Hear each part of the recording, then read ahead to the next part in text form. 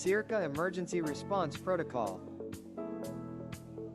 Emergency response in the event of an earthquake. Drop, cover and hold procedure. SEARCA HQ evacuation areas and routes. During the earthquake, security will activate the alarm. Remember, drop, duck, cover, and hold. After the earthquake, walk calmly to the evacuation areas, the growth monument open area or the open parking area. Follow the evacuation routes from your location and proceed safely outside. Please note floor marshals will guide individuals along the designated evacuation routes and ensure that everyone gathers at the identified evacuation areas.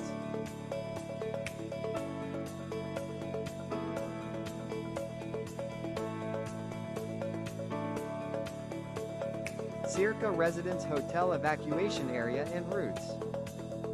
During the earthquake, security will activate the alarm. Drop, duck, cover, and hold. After the earthquake, walk calmly to the designated evacuation area, the side open parking area. Follow the evacuation routes from your location and proceed safely outside.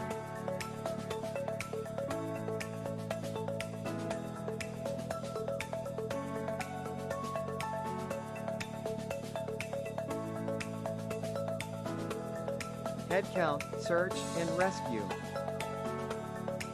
The head marshal will facilitate the head count at the evacuation area. Floor marshals will report per floor. If someone is unaccounted for, the safety committee will begin search and rescue. Minor injuries will be taken to UPLB Health Service or nearby hospitals using SEARCA vehicles. Facility assessment and return. The safety committee will inspect the building for damage. If no issues are found, the head marshal will declare it safe for re-entry. If structural problems are detected, the crisis management team will designate an alternate facility for business continuity.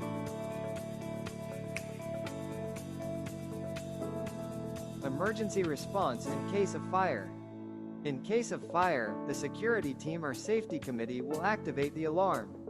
An announcement will be made through the PABX system to guide evacuation. The head marshal will notify the university police force and local fire stations. Small fire extinguishing. Fire extinguishers are located inside the building. If the fire is beyond control, do not attempt to extinguish, evacuate immediately.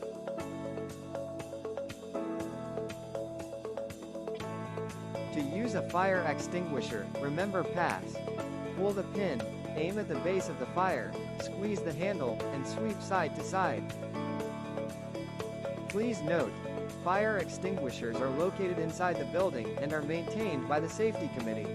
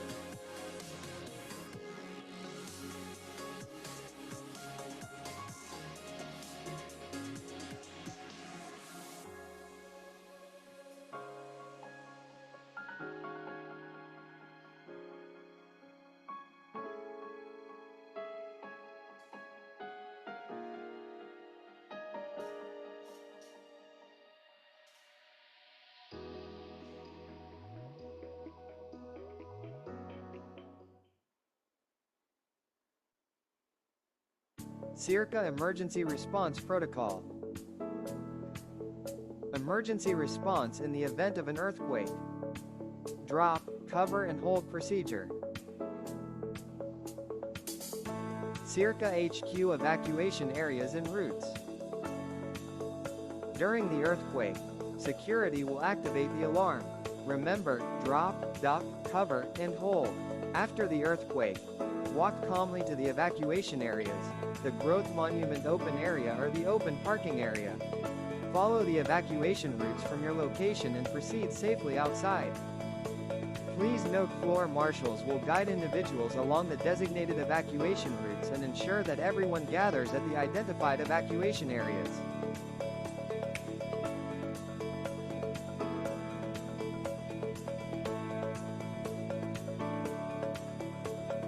SEARCA Residence Hotel Evacuation Area and Routes. During the earthquake, security will activate the alarm. Drop, duck, cover, and hold. After the earthquake, walk calmly to the designated evacuation area, the side open parking area. Follow the evacuation routes from your location and proceed safely outside.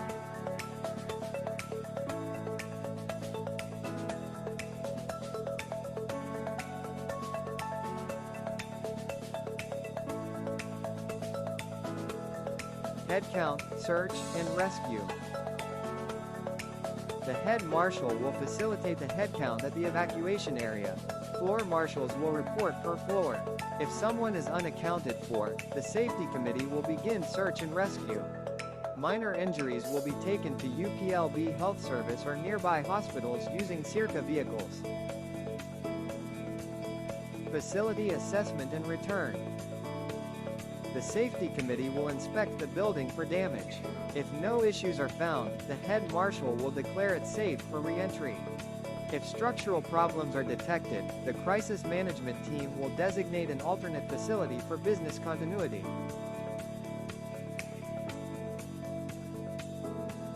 Emergency response in case of fire. In case of fire, the security team or safety committee will activate the alarm. An announcement will be made through the PABX system to guide evacuation. The head marshal will notify the university police force and local fire stations. Small fire extinguishing. Fire extinguishers are located inside the building. If the fire is beyond control, do not attempt to extinguish, evacuate immediately.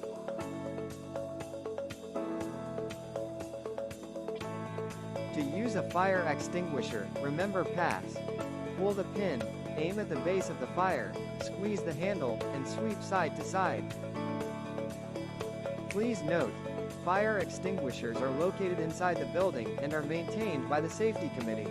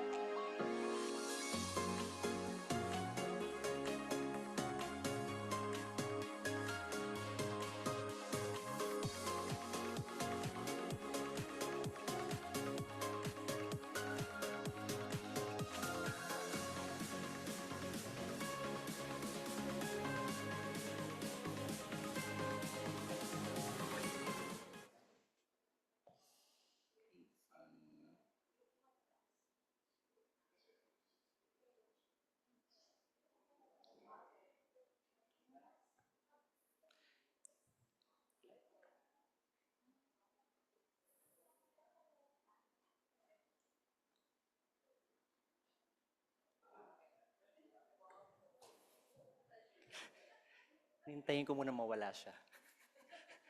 Okay, all right. Hello, everybody. Magandang hapon po sa ating lahat. Good afternoon, everyone.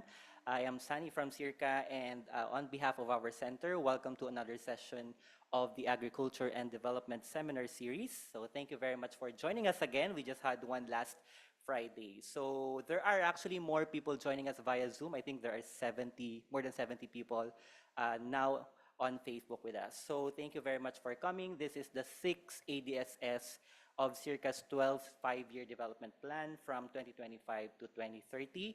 And as you know, the ADSS is our flagship seminar series that encourages a presentation and discussion of development and research issues, as well as their implications for the sustainable transformation of Southeast Asian agri-systems through innovation. So the ADSS aims to foster dynamic discussions and knowledge sharing within and beyond the Los Baños science community. So this afternoon, we put the spotlight on a topic of critical urgency and global importance, which is the intersection of biodiversity and climate change and the vital role of academic institutions in shaping the next generation of professionals who will carry this work forward. So our distinguished speaker will help us unpack the biodiversity-climate nexus and discuss key challenges and opportunities for a nature-positive future. To introduce our ADSS speaker, let me now call on the head of SEARCA's Training for Development Unit under the Education and Collective Learning Department, Dr. Nova Ramos. Thank you, Sunny. Magandang hapon po sa inyong lahat. Good afternoon. This afternoon, we're very lucky to have with us our guest speaker. He has worked for over 20 years in senior leadership roles with the world's leading international development and research organizations in agriculture, food, and environment. He is currently the Regional Director for Asia and Hub Director for Oceania of the International Union for Conservation of Nature, or IUCN, the world's largest and oldest environment organization. He directs the IUCN program serving 48 countries of Asia and Oceania to support government, non-government, and private business sectors for nature-positive, climate-resilient development. He started his career with the CGIAR, the world's largest agri-food research and development organization. He served as senior scientist, research program leader, and regional director for the International Potato Center and the International Center for Tropical Agriculture, headquartered in Peru and Colombia, respectively. Just prior to IUCN, Dr. Campilan worked with the International Labour Organization, the United Nations agency mandated to set global standards, develop policies, and devise programs promoting decent work for all women and men. During the COVID-19 pandemic, he managed business development support for enterprises facing climate, conflict, and pandemic risks in Myanmar. He holds a PhD in Agriculture and Environment Sciences from the Wageningen University in the Netherlands. Ladies and gentlemen, let's all welcome Dr. Dindo Campilan.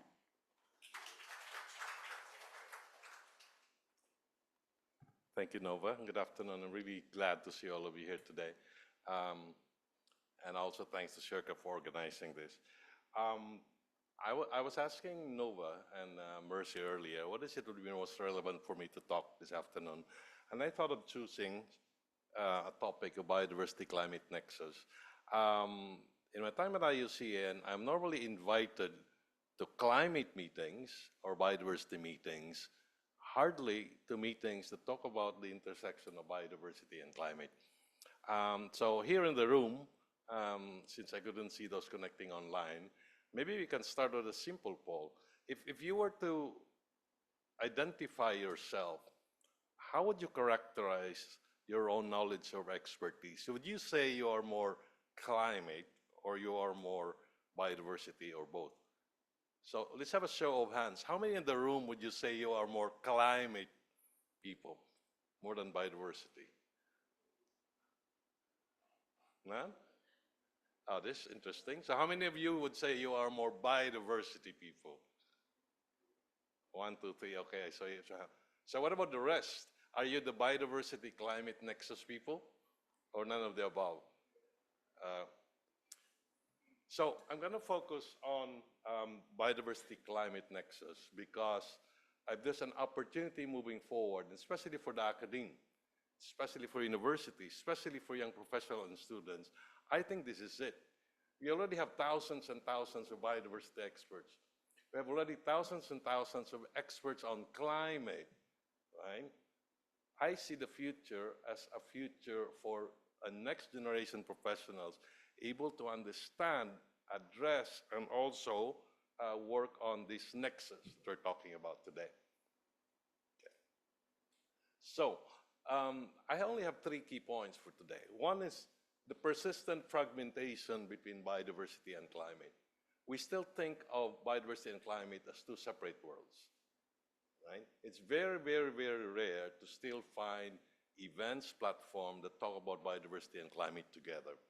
Second one is, so as you can imagine, we're one of the biggest employers in the world on the biodiversity and climate. And I must say that it's really still quite a challenge to find graduates or professionals who understand both sides and who are able to manage and look at the intersection of the 2.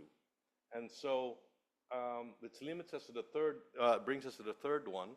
How do we address this limited pool of fit-for-purpose talent can understand the biodiversity and climate nexus? And what can universities do? And what can you as individuals do for your own careers? So let's look at the emerging science frontier for the biodiversity-climate nexus.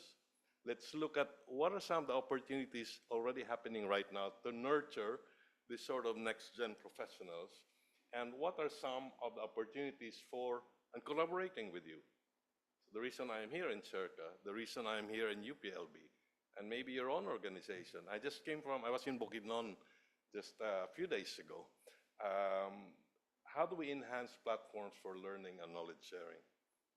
So let's start with who we are, because I'm sure there's a lot of confusion in the room for those who know me from the past. You're probably wondering, what is Dindo talking about now? Suddenly he's the climate and biodiversity expert. We work for IUCN. So IUCN, for many of you who are studying biology, ecology, the first thing you would imagine, you are the red list people. And that's true. That's part of our mandate. But as IUCN, we are a unique union of state and non-state members. So like the United Nations, our members are states. So Japan, Thailand, Vietnam, etc., or government agencies like the Philippines, DNR.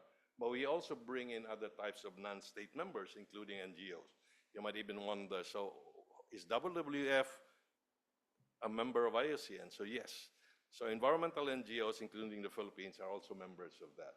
But one of our key features is that we have these global scientific commissions, 17,000 plus of the world's leading experts on nature and biodiversity. And that really brings us to, I think, one of the things we are known for as the global scientific authority on the natural world and its conservation. So we produce global standards on nature and biodiversity. So if we go back to the red list of species, it is the sort of the Bible, right? I mean, the whole world, whether you're an individual, you're an academic, you're a government, you're a donor, you go to the red list of IUCN as the basis for deciding which species is under threat, which species you're going to work on and prioritize. Now, we have nearly 100 of those global standards. We produce science-informed reference reports on every topic related to environment and biodiversity. And then, of course, capacity building and quality assurance services. A third and important role we play is really in relation to international policies. We are talking here today, while over in Brazil, of course, is the COP30 on climate, right? So the 3 Rio Conventions were born out of IUCN resolutions. And we have a direct responsibility to help countries and parties in negotiating, but also in implementing their commitments to whether it is for climate, UNFCCC, CBD, for biodiversity, or UNCCD for land health. But beyond that, IUCN has other important roles for key multilateral environmental agreements. Ramsar for wetlands, CMS for migratory species, or, for example, many of you are probably not aware that the World Heritage Convention, natural site, is through IUCN. So when a country nominates a natural World Heritage Site, if it is, what would be a good example in the Philippines, Chocolate Hills or Mount Mayon, that actually goes to the UNESCO Secretariat, but it is the IUCN team that does the assessment, recommendation, and also the eventual preparation of the report for the parties to vote on the inscription of that site. Now it's not moving.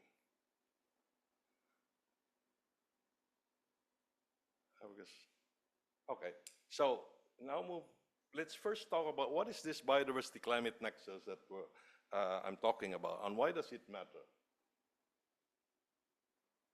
It's not, it doesn't seem to work. Okay. Global science is clear. We no longer have to debate about it. If you look at, for example, what IPCC or IPBES say, together with IUCN, there is no debate that climate and biodiversity are two sides of the same coin. In other words, you cannot address one without the other. So I'm not going to belabor that point. I think the most important one to hear for us to understand, sorry, how do we go back?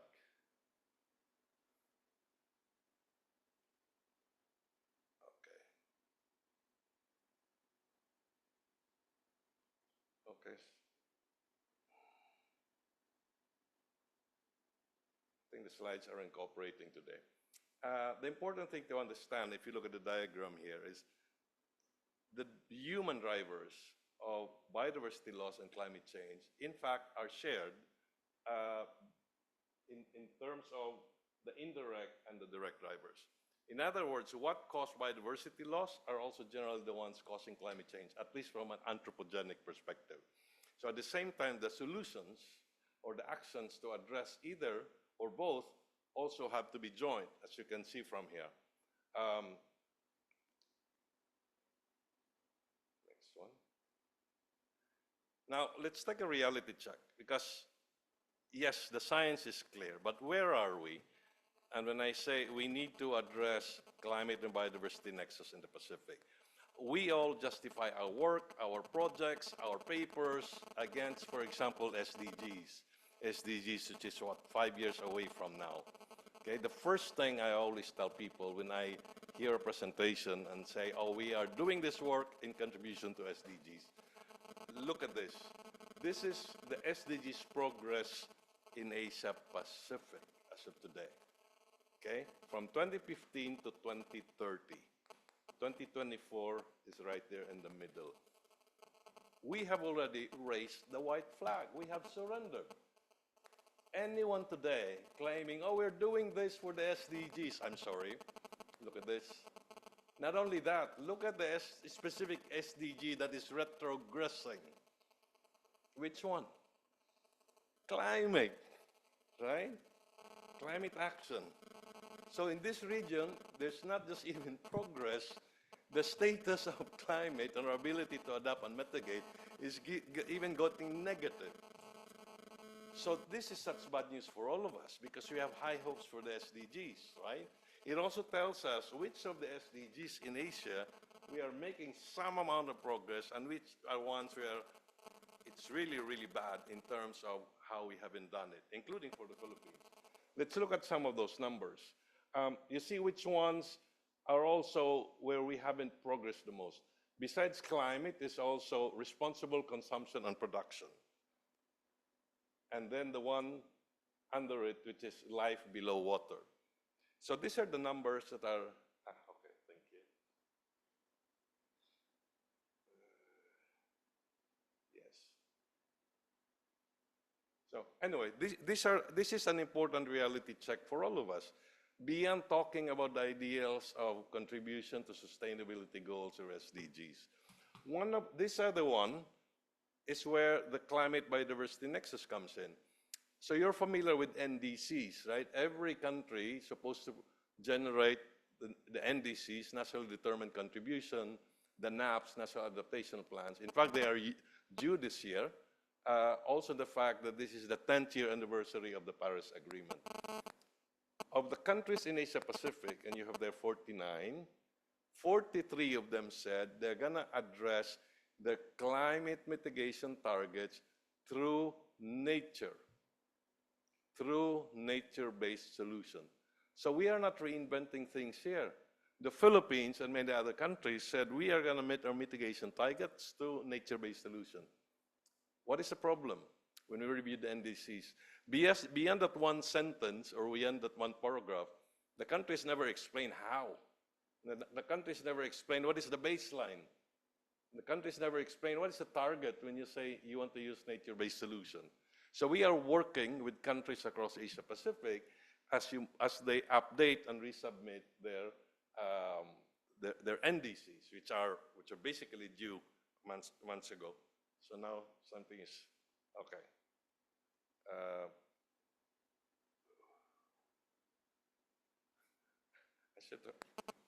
Is this the other one? Which one? Okay, so let's see. So, for example, back to what we do as IUCN, we help countries make informed decisions and action in relation to biodiversity and climate nexus. So one is called the Guide for Including Nature and Nationally Determined Contributions. So it's just an example of what we provide to the world derived from science, helping countries, and in this case, clear, concrete national policies on integrating nature into climate action.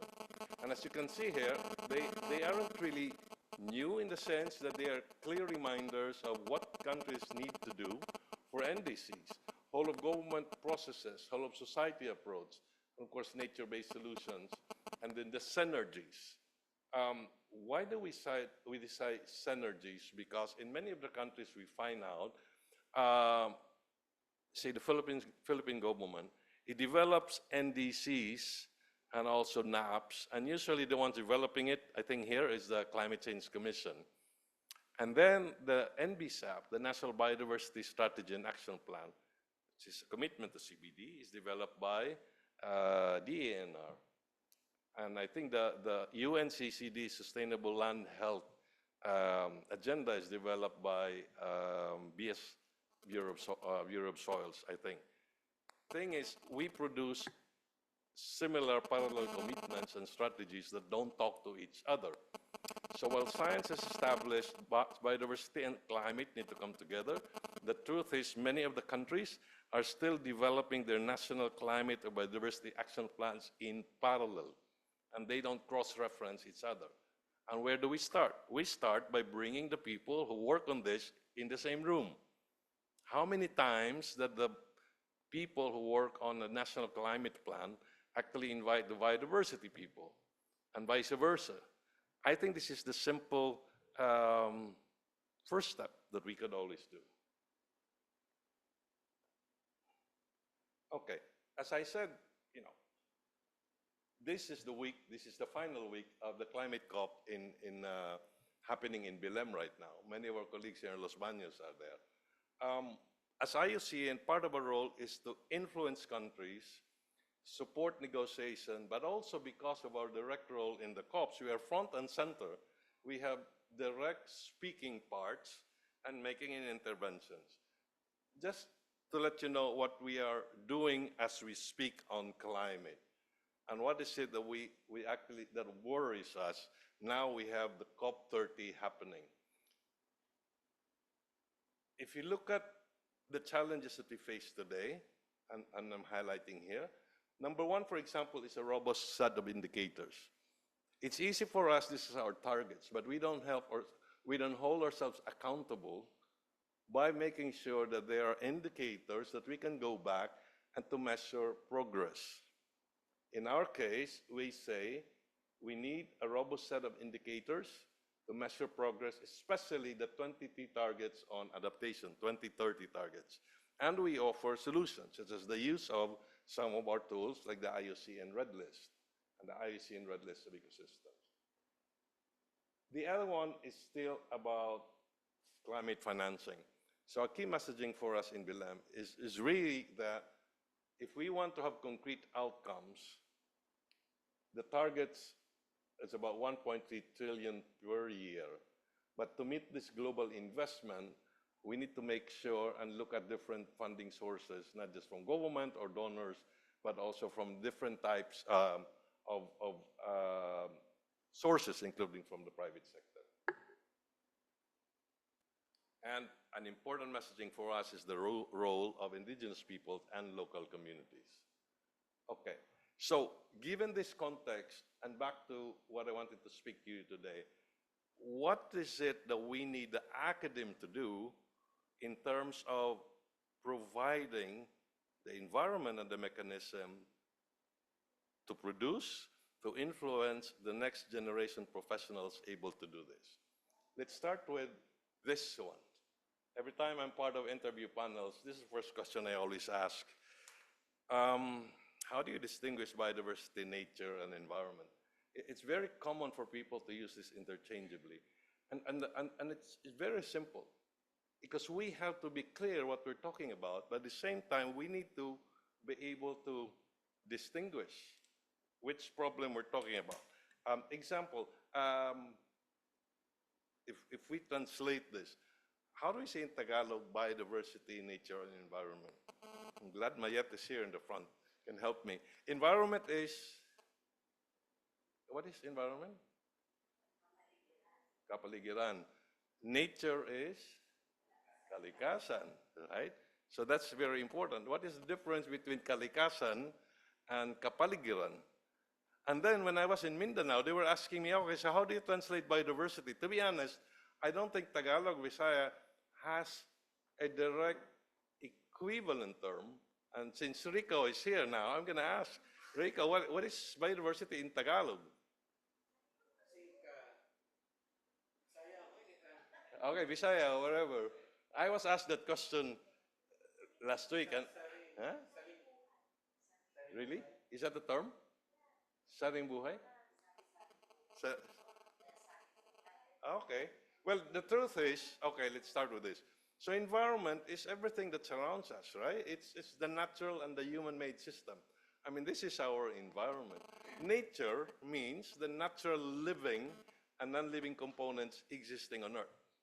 So those that are not human-made, which is part of Earth, is what's nature, whether it's soil, whether it's air, whether it's plants and animals. Biodiversity is the living part of nature, is the barometer of life, right? But oftentimes we hear students, professors, consultants use them interchangeably. And it bothers us because they may be related, but oftentimes we are addressing a problem at any of those. Here we take the example of plastic pollution. Because right now we are involved in the global negotiation for legally binding treaty against plastic pollution.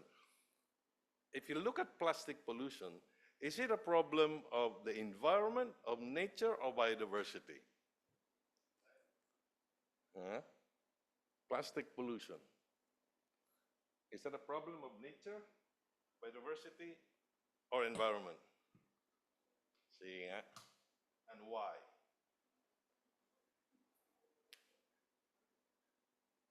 You see, I was just saying to Nova earlier, I cannot be seen holding this. So as IUCN, we walk the talk, right? I cannot be seen holding a plastic bottle. And that's why I'm moving this here. Because I'm in trouble, I'm going to lose my job. Because you're supposed to be working on a global treaty against plastic pollution. You see, plastic is environment. You say, yeah, there's a problem here in Los Baños with all the plastic waste around. How does it become a problem of nature? Well, for those of you here who come from background in maybe chemistry, you know where plastics come from. Where do plastics come from? They're from what? Fossil fuel, right? In case you don't know.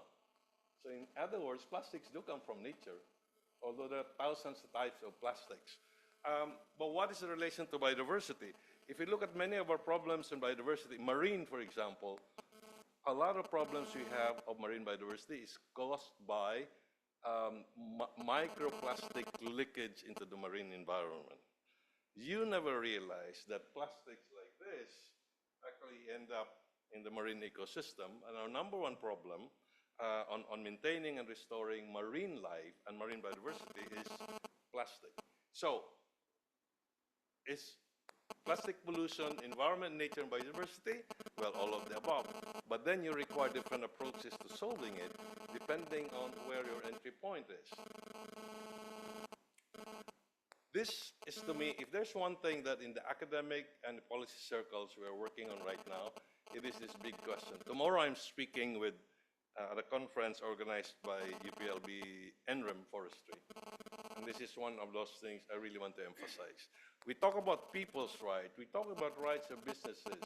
The big debate in the world now is, does nature have rights? What does that mean? You see, in UPLB as an example, as students, we immediately learn about nature as natural resources. We talk about forests, we talk about fisheries, as if the only reason why nature exists is that for human purpose, use, and domination. And that's why we take courses on nature and called natural resources management. Natural resources. So that's one way of looking at nature. Nature as natural resources. However, the world is also increasingly recognized that no, nature doesn't exist just for natural resources. Nature has inherent reason for being and the right to exist independent of human values. Let's talk about fish. Give me a favorite fish. Galunggong? Okay. You see, when we look at the fish,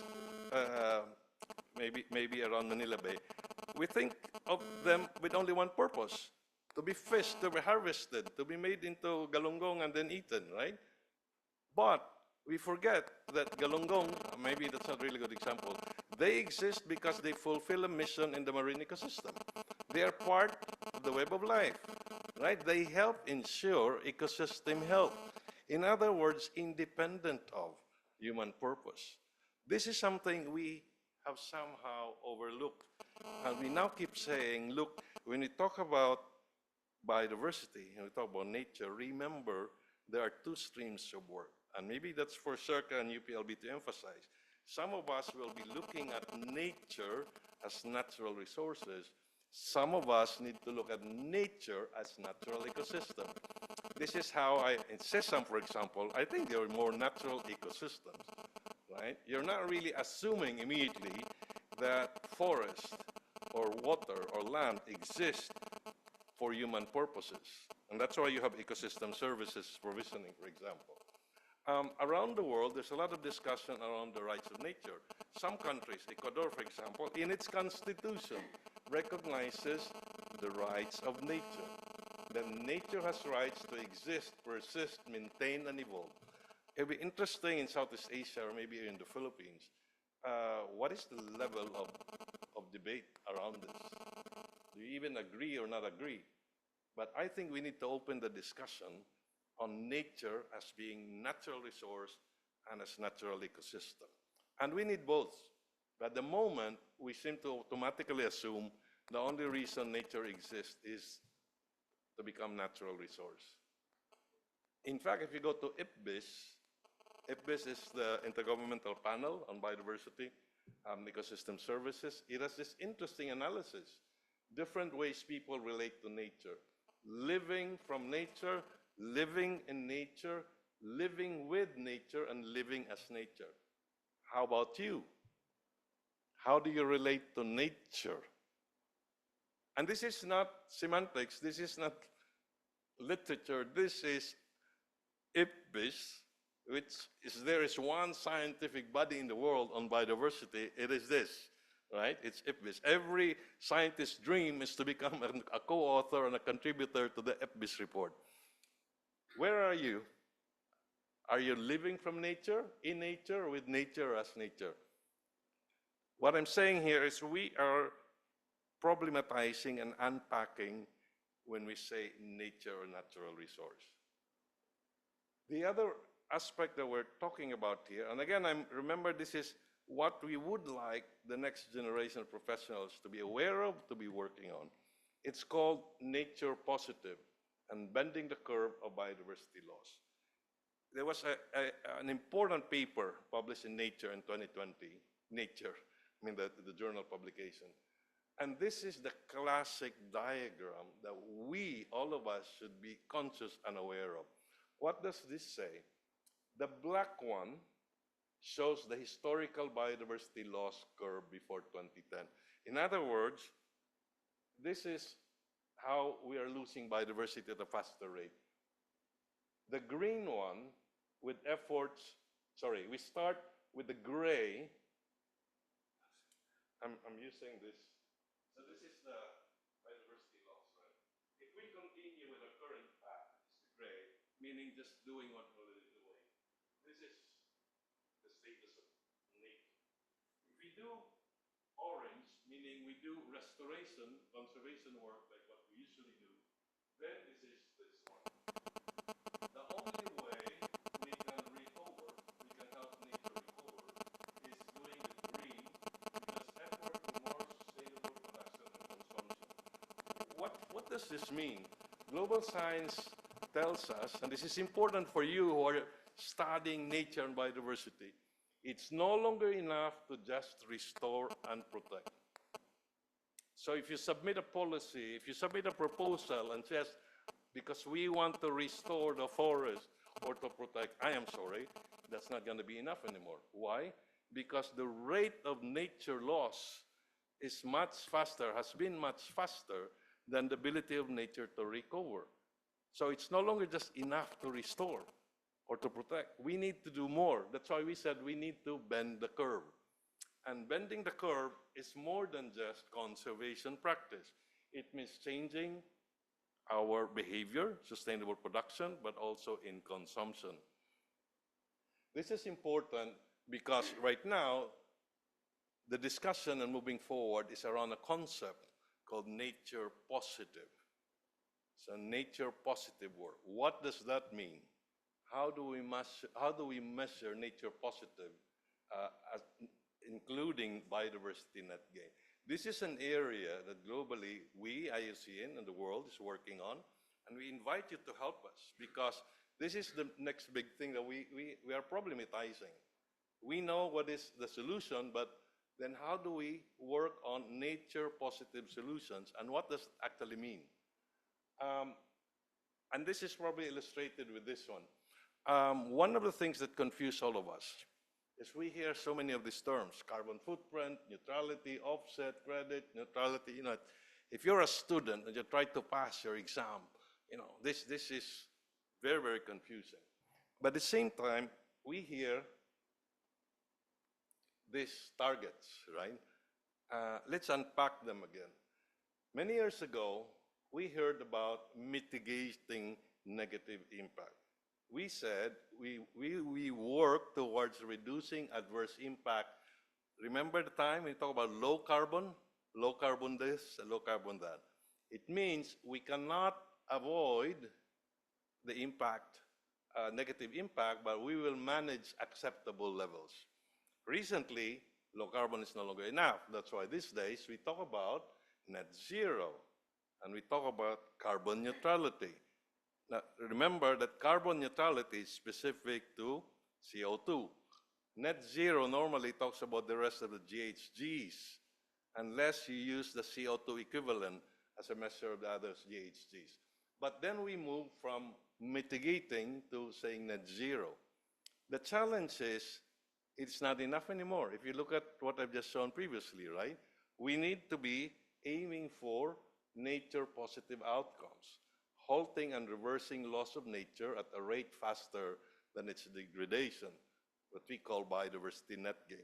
So, these days, everybody talks about carbon neutral and net zero. The challenge is, how do we make sustainability targets both net zero, but also nature positive? And more, you will have companies and donors and countries coming to you and said, look, we know it's no longer enough to be net zero or carbon neutral. We have to be doing nature positive. How do we do that? Let me give a good example, because one of our current engagement here in the Philippines is with the renewable energy sector. Because there's also this assumption that if you're doing good for climate, you're doing good for nature. And that is not true. There are trade-offs. You see, we work here with companies on hydro energy, geothermal, wind. And remember, while they are green energy, and we're proud of them, they have no emission, but when you build wind turbines, or when you create all this geothermal energy, how many hectares of forest or mangroves did you actually clear to set up this renewable energy installation? So more and more companies are also asking, how can we be net zero or carbon neutral and also net positive? Is there a way for renewable energy to install these renewable energy sources, but at the same time making sure that we achieve biodiversity net gain? Biodiversity for human well-being, you're all aware of the current KMGBF, the Global Biodiversity Framework. The one I want to emphasize is biodiversity isn't really just about the natural environment. If you look at the KMGBF, at least 6 of the targets there are actually about human well-being. What does that mean? Human well-being isn't really just about food or nutrition, and we talked about it just minutes ago here in SEARCA. It is also about sustainable lifestyle. It's about securing lives and livelihood and enabling environment. We give a few examples. Sustainable lifestyle. I haven't been in Los Baños for, I don't know, decades. So when I realized this morning I had to travel from Ortigas to Los Baños, I just realized, if this is what I'm gonna be experience every single day, this is not gonna sustainable lifestyle to me when you spend 3 hours on the road with the traffic, right? That is part of human well-being. Or secure lives and livelihoods. We often think here of the normal lives we have. In IUCN, we work in countries like Myanmar or Ukraine. We talk about nature in crisis due to conflicts and wars. That is human well-being. I just flew here from Fiji. I manage our Oceania and Pacific office. We talk about faith-based conservation. You know, the reason they conserve and protect nature isn't so much about the economics or the nature. It is in their spirituality, because they believe that they have to respect nature and protect it because it is a reflection or connection to their ancestors. So they do conservation because it is part of their worldview of spirituality. I emphasize that because we sometimes think that we conserve forests or wetlands, because there's a natural reason for it. We have to remember it's all part of human well-being. And so for many of you, you may not be ecologists, you may not be taxonomists or systematic biologists, and don't worry, I am not. The thing is, when you talk about nature or biodiversity and climate, we're really talking about the contribution to human well-being. We also talk a lot about governance. I just had a meeting this morning with the College of Public Affairs. We have this assumption that governance is a straightforward thing, but many of the ecosystems you manage these days are really about transboundary governance and cooperation. I think that is the next key area for any student or professor or researcher to focus on. Governance of an ecosystem is challenging enough. Now let's talk about governance of ecosystem across boundaries. You have here the Mekong River. I don't have to go into the details. You understand how complex the Mekong River system is, considering the 7 countries and how one country on the upper part of the Mekong builds a dam or destroys the marine ecosystem, how it impacts on the ground. The same one with the Coral Triangle, right? With the Coral Triangle, which is one of the world's most biodiverse marine area. It's called Coral Triangle. It's 6 countries, including the Philippines. So you cannot just manage the Coral Triangle as separate countries because it's a shared marine ecosystem. This one is even a classic one, which is the East Asian Australasian flyway of migratory birds. Migratory birds, they start from Russia and Mongolia. They actually go to Korea, Philippines, all the way down to New Zealand and Australia. It's a connection, it's a network of wetland areas which serve as staging points, transit areas. If you're a person and you have transit at the airport, that's a flyway. And why is that important? Because you need to keep those staging areas in the best of ecosystem health for migratory birds to complete their journey down and then back, okay? So we do have a responsibility, say in the Philippines, and well, a good example because one of those key staging areas for migratory birds is in Bulacan, the exact spot where your new national international airport is being built in Bulacan. So the question for government is, which is more priority for you? To have a nice airport, I like to come home to the Philippines and not so far to Naia, right? But at the same time, as IUCN, the question is, why do we have to build an airport right in an important ecosystem where there are so many places, maybe around Luzon? Not only for migratory birds, also the fragile coastal and marine ecosystem. These are the decisions we make every day. These are the decisions that we as scientists need to inform governments, also the private sector. Biodiversity conservation. See, biodiversity is often seen as a very boring area. We just count species, but it's not actually that. Today, we also look at graduates who are able to blend the best of biodiversity science and technology. For example, we have collaboration with Huawei and using Huawei technology in order to monitor wildlife animal behavior. We have one, ISRI. I mean, if you've been doing GIS, you know what ISRI and who ISRI is. It's the leading company working on geospatial apps and tools. AI, of course. And then there's the big question of biotechnology and nature conservation. What are the risks? So what I'm saying is we need scientists, we need young people who are able to address and help us understand how do you blend, how do you address the trade-offs between conservation and technology. It's all nice to talk about all these ideas, right? But in the end, if you don't have money, then you can't really do anything. But one area that's been less understood is investing in nature through sustainable finance. In other words, what is the business case for conservation of biodiversity? We have the best of finance experts and economists, I think. And we have the best, I think, experts in biodiversity. Well, we have very few actually can blend the two. And this is where I think the challenge is moving forward. Example, right now we're working on the Nature Solution Finance Hub, that's with ADB.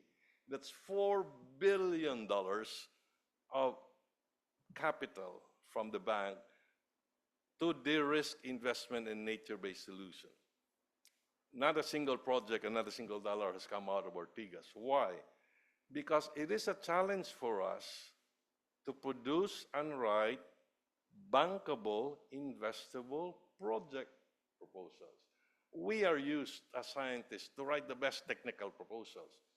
But don't ask us if it works. Don't ask us what is sustainable financing, because we actually get annoyed, right?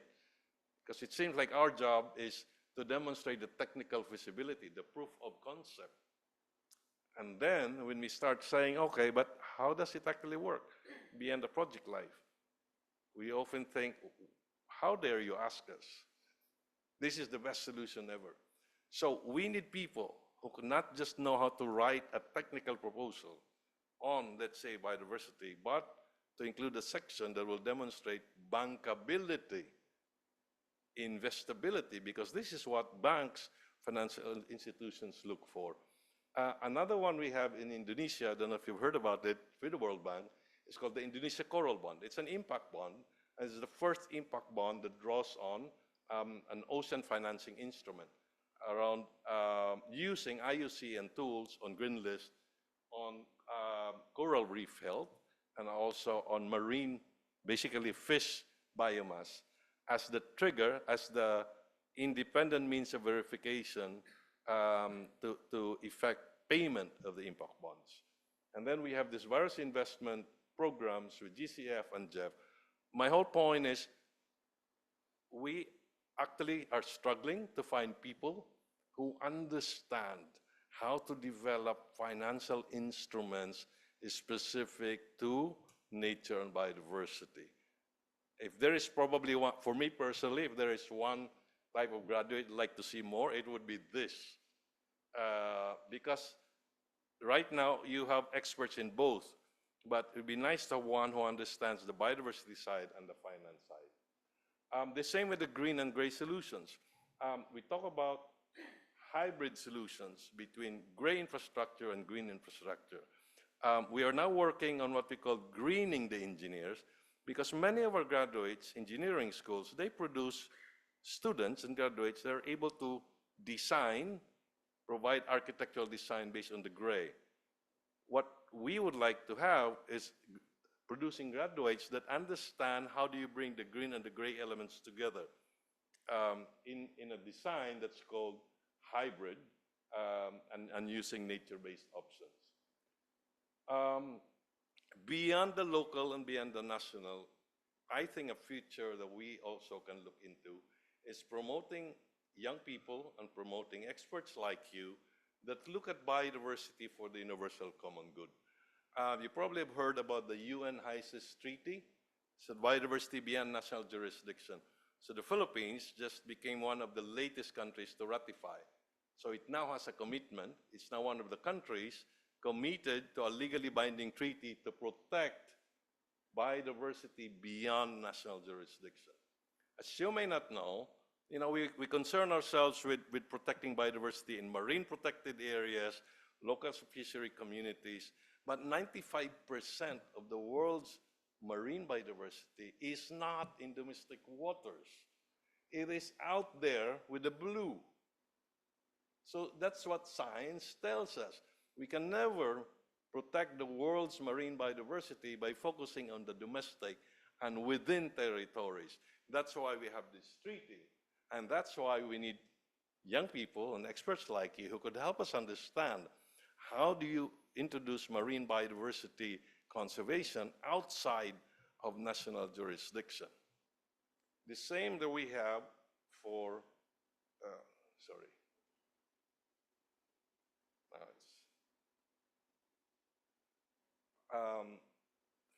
why would you bother and talk about the Antarctica, right? I mean, that's just so far away. We are the Philippines. We have nothing to bother. But remember, we are just one whole world. We work now on glacier and post-glacier systems because imagine what happens to the world, what happens to the Philippines and to Los Baños when glacier melting happens, right? When landmass shifts, when sea level rise. So we need people with a consciousness and interest to look at universal challenges in biodiversity, looking at problems that seem so foreign and so far away, such as in the Antarctic, and be able to connect that to what is the impact to Metro Manila or to Laguna. The other one is on, beyond the usual. We talk about inclusive conservation, law, governance, and rights. Two examples of what we are working right now. You see, we work on environmental crimes. But when you have environmental crimes and we have all the criminals, you bring them to court, the ones who make judgment and decide on the sentence is the judge or the prosecutor. And the judge, my father used to be a judge, decides on the sentence based on his or her understanding of the severity of the crime. So we need to educate the judges that cutting down 10 trees is not just about the number of trees, it's about the species, the value to the ecosystem. That will help the judges, maybe assign or declare a longer term sentence. But the point is, we do have training programs on nature conservation for prosecutors and judges here. The other one is, again, in international law proceedings, how we participate in influencing international law. We are actively part of the International Court of ICJ. It's not ICC yet. is ICJ.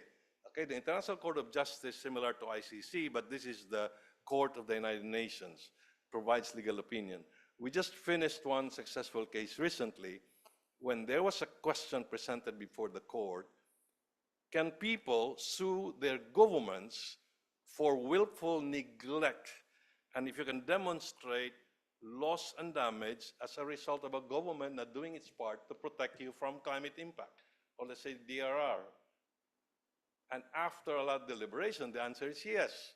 So now it's opening a floodgate of cases, because now gonna enter into many countries or many communities or people like you filing cases against your local governments based on the opinion of the international court for that. So this is how you bring biodiversity science into international law proceedings. Cross-sectoral convergence. We cannot also be talking to the converted.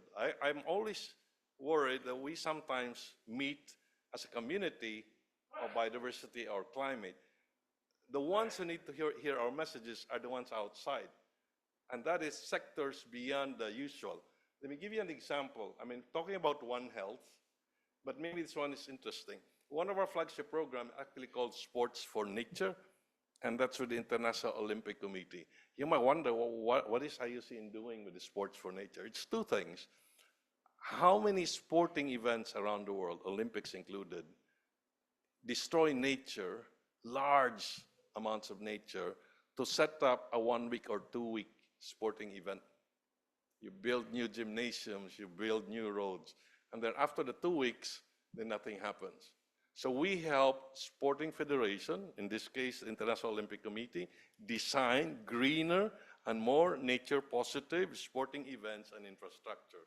At the same time, we also help use sports personalities to convey messages on nature. And actually, to be employed as part of the Sports for Nature team, you have to be a real athlete. You cannot fake it, right? The same with One Health and the same with the private sector working. In other words, we need people, we need experts, we need students who are comfortable talking beyond their comfort zone, people who understand them in the biodiversity or climate world. Okay, so my last 3 slides on, okay, what exactly can we do? In IUCN, we invite you, given what I've just said, this is our 4-year program we just launched last month to 2029. And you can see here the 24 areas of our priorities. If any of this resonate in your interest in the academe or research or whatever projects you have, please let us know. And as you can see, they're really very diverse. We work on very specific things, such as nature crimes, invasive alien species, conservation foresight, but also things like nature-based urban development or nature-positive renewables and grids. Sorry. I also invite you to become part of our global scientific commissions. As I said, our global scientific commissions, and this is free, but it's good for you, whether you're a student, you're a professor, you're a practitioner, become part of each of this commission, which is the group where you get to be associated with the world's leading experts on a topic. So whether it's on environmental law, whether it's ecosystem management or protected areas or climate, please explore these commissions. This is good, I think, for your own networking and education. This is just to illustrate some of the members we have in the Philippines with DENR, some of the NGO members here, and some of our Philippine partners. Finally, just want to encourage some of the opportunities in IUCN. We have an IUCN Academy which conducts remote but also hybrid courses, especially professional certification courses. We have a global initiative called Nature-Based Education, partnering with universities around the world, including here in the Philippines, how to influence curriculum. We have special funding for young people to participate in many of these learning events through fellowships, which we call as our change makers. We have a number of granting and re-granting programs. And it's a bit frustrating for me when I don't see any submission, for example, from the Philippines or from Southeast Asia. So we have one on EBA fund, we have one on blue carbon, there's one on ecosystem, there's ecosystem management, subnational climate finance. The last one even just finished, I think, a few weeks ago, very specific, which is a grant-making schemes on gender-related violence and conservation. So you can see the diversity of opportunities that we provide. And then we also have, in the Asia program, different opportunities for talent pool, whether you're a visiting professional, you want to do a sabbatical, you are a student wanting to do an internship, a thesis, you are new graduates in the last 2 years, or you want to become a practicum trainee, visit our website, and you might be interested to either be in our regional offices, in our country offices, or any of the locations we have around the world. Thank you very much. Thank you very much, Dr. Dindo, for your presentation. I think it's a very comprehensive 3 sections of your presentation, and I guess we have here a good mix of audience gaining insights from your presentation. We have audience from an international organization. We also have faculty members here. I see, of course, students and, of course, SEARCA staff. And, of course, we're also joined by, I think, almost 80 Zoom attendees, and also we're being streamed live on Facebook. So we're now opening the floor for questions while we're waiting for questions from our online attendees. Maybe we can have the first question from this room. Anyone who would like to ask a question for Dr. Dindo? They're still digesting. Yes, po.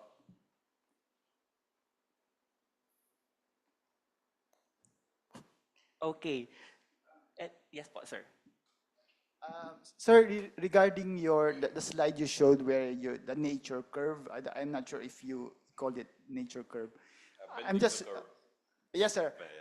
Just curious, sir, why are you referencing it to 2010? What's special about 2010? I mean 2010. Okay. Why is it the reference year? And then another related question would be, how much time do we still have before we, what do you call that, reach a point of no return that we can no longer, bend the curve? Yeah, thank you. So it's called bending the curve because, and I'll answer your last question first, the last chance we have to bend the curve is 2030, so 5 years from now.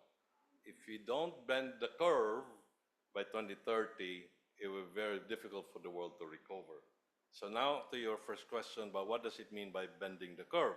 I said bending the curve means we must do more than just restoring, conserving, or protecting.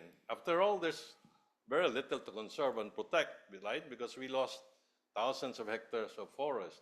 We need to regenerate. We need to let nature recover faster at a rate that we are destroying it, right? So things like neutrality is not going to be enough these days. And the more important thing is the solution for bending the curve is not just going to be conservation per se. We have to change the way we produce food, which is agriculture. We have to change our consumer choices, our dietary benefits. So that's what we mean by bending the curve. Why it was 2010? Actually, it's a 50 years before that. But 2010 was the start with this dramatic drop, from 2010 to now and to more. But there's a full data set that shows it over the last 50 years. But to me, the more important one is actually 2030, which is really bending the curve. In the same way we talk about the tipping point for climate, right? So it's the same for biodiversity. So there's an urgency. We have 5 more years to go, basically, or maybe less, to work on that. And this is why we need biodiversity and climate people to really work together. And we need new energy, new experts like you. Maybe you have solutions that you can offer to this challenge. Thank you, sir. One question from our Zoom attendee. Would like to know your insights on how can academia overcome institutional barriers that limit interdisciplinary and applied climate biodiversity education, considering transboundary issues? And that's a very challenging question. I think it's a reason why I never work in the academia, because I don't have the answer. I can only tell you about the challenge. And the challenge is because in the academia, many of our structures, even our programs, are really disciplinary defined. So the way to move forward is to building programs that bring disciplines together, right? Example, we should have programs, and maybe it's already in SESAM, that allow people to study climate and biodiversity together. The thing is, if you want to learn about biodiversity, systematics, you go to IBS, right? Institute of Biological Sciences, down there. Those are the people who will tell you about species, diversity, and richness.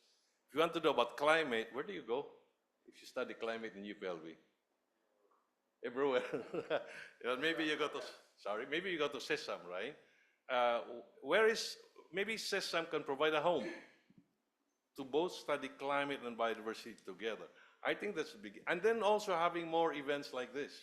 Also maybe encouraging more students or faculty to do research that bring climate and biodiversity together. But for always, if we treat climate and biodiversity as two different worlds, we will never be able to achieve what we have been dreaming, aligned with what global science is saying.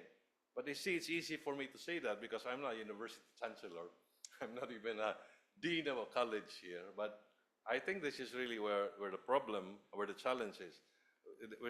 We still live, I'm not talking UPLB, in many universities, we still live in academic settings which are born out of a tradition of being silos. And that's also especially this time when each unit, each department, you have to survive through your own budgets. So of course you want to have projects that no one else will know about except you, because you don't want the other college to find out. So this is the reality we have to overcome it. Maybe you have solutions that we can learn from. Okay, thank you very much. Anyone else from this room would like to ask a question? Okay, one more, sir, from Zoom. What new competencies or mindsets do you believe next generation professionals will need for climate resilience and systems-based decision-making? It's like writing a new degree program. No, seriously. If you ask me, and this is based on my understanding of what the market is out there for the next one. I'll just give 3 examples. One of my passion is what I just said earlier about nature finance. Because I really think that we have many great finance, economics, and other experts. And we have many biodiversity experts, but we have very few understandable. I think that's one. Second one, and again, it's my passion, is to find people who understand environmental policy at different levels, especially in the international and multilateral space. We're still thinking about policy national and subnational, but these days, we talk about, okay, the Global Biodiversity Framework, we talk about plastic treaty negotiations. I think that is an exciting future for many young people. Don't just limit yourself to community-based NRM or etc. The future is out there waiting for you. The third one, which is to me also very important, is going to the basics of biodiversity science and climate science. It's no longer enough these days to say, oh, I'm an expert on climate, I'm an expert on biodiversity. That's not enough anymore. There are thousands of them. You really need to find your space. Example, in the climate space, what are you? Sometimes people ask, are you mitigation, are you adaptation? But I think it's more than that. Are you someone who works around climate foresight analysis? Are you someone who looks at the safeguards, social safeguards when we do climate action? Are you someone who looks at the intersection between species and ecosystem level impact? In other words, choose to become something distinct and unique don't stop by simply saying, I am a climate expert or I am biodiversity expert. I think you need to distinguish yourselves from the many others that exist here. And take it from me, from someone who has never had any background in any of this. Okay, thank you, sir. Anyone from the room who has a lingering question for Dr. Dindo? We're gonna give a copy of the yeah, PDF copies of the slides. One more thing, sir. I think you briefly touched on this in your slide about conservation meets technology. There's a question: how can technology and AI support biodiversity monitoring and climate adaptation efforts in practical field level applications? Oh, I think there are many examples now. Just presented a few. It's no longer about can it, it's a question of the how indeed.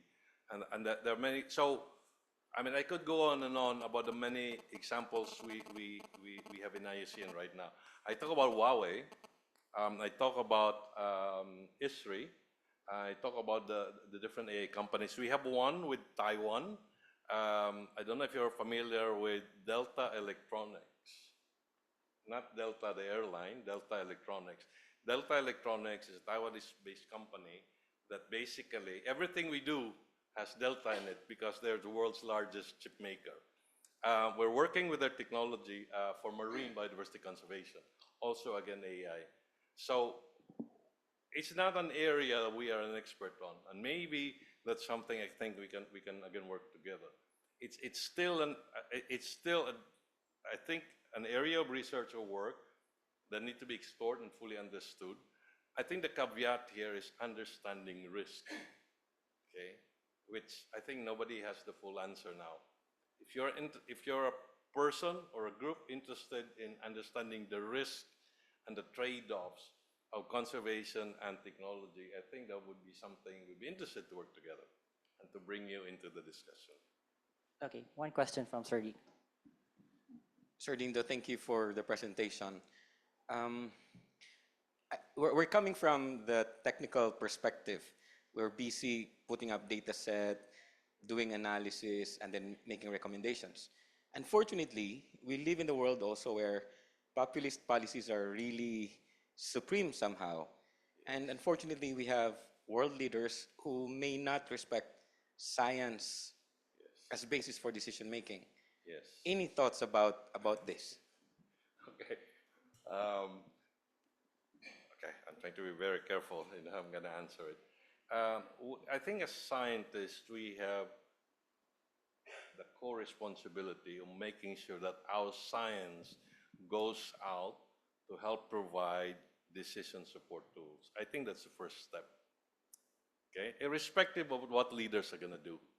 But if we just end up doing a project, writing a report, putting it in the library, and that's nothing, we have failed, right? At the very least, all our work, whether it's research projects, whether it's capacity building, should really aim to do the next step. How do you get it closer to use with its policy? And I think this is where SEARCA plays an important role, right? Let's not be content with writing a technical report, even a journal article. That's one. Now, and this is also where I was saying earlier about why I'm passionate about multilateral policymaking, because this is where we need more people who know how to do it, okay? We assume that politicians or decision makers are always supportive. We know the world has changed in terms of leadership. We also know, and to be fair, it's not because they don't support climate. There are just too many other priorities. You look at what the world is focusing on now. It's about the war in Ukraine, right? Recently, it was about the pandemic. So we are focusing on environment or climate because that's our bread and butter. But if you are a policy maker, you make decisions on 101 things. And today, and it's about the wars. It's about post-pandemic. So I think it's important is for us to also show how it connects to those. You cannot sell biodiversity per se these days, okay?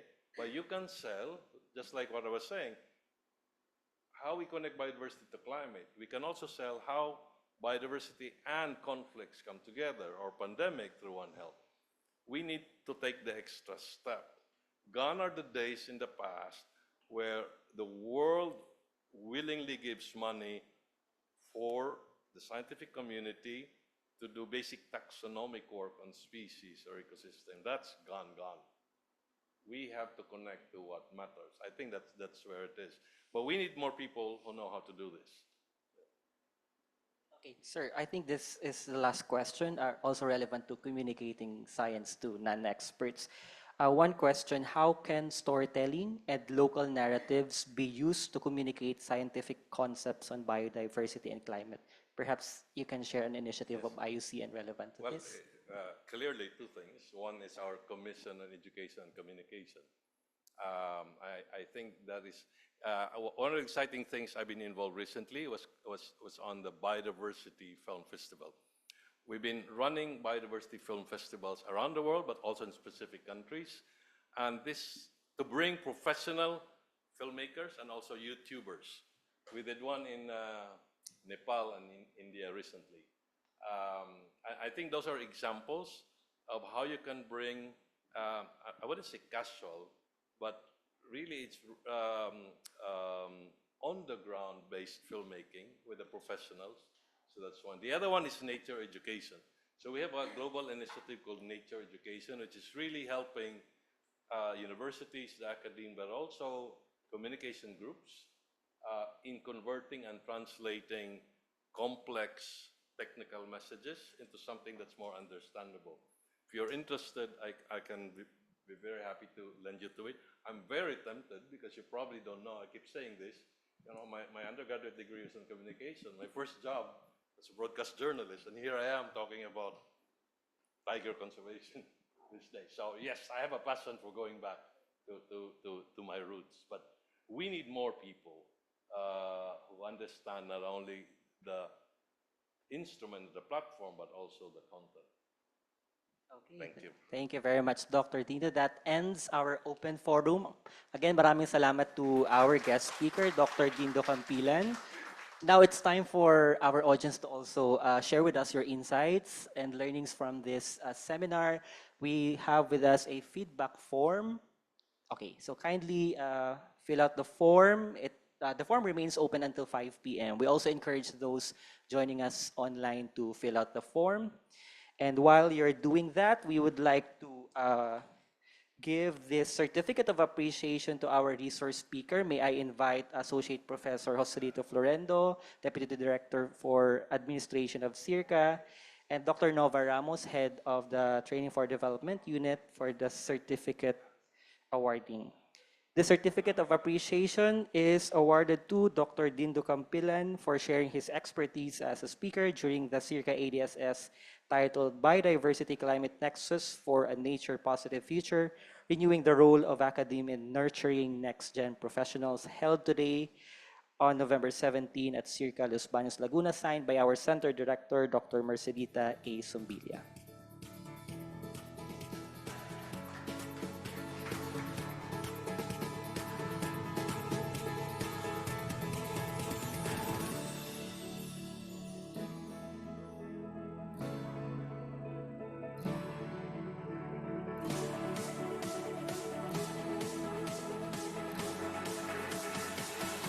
Also have a group photo. Please remain seated. Maybe we can request those at the back to please stand. I'll stand daw po lahat. Okay, sige po.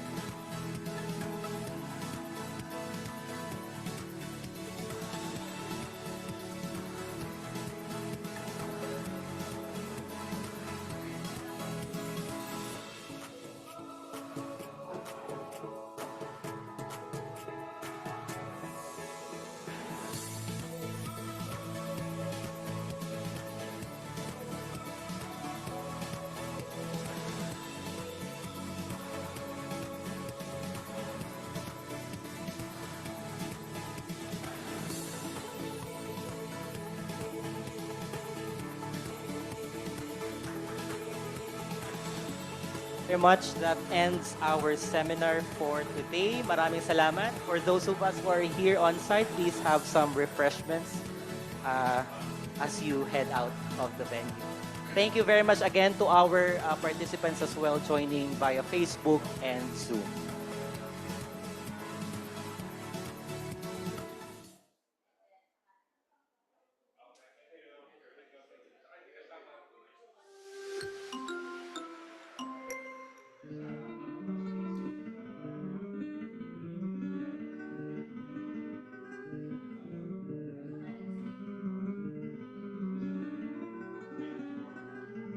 Come, let's build the center that we'd like to be. A place where you and me can work in harmony. Where everyone is proud to serve with dignity. Come, let's make this dream a reality. Fill our hearts and minds with a vision. Let our words below our mission.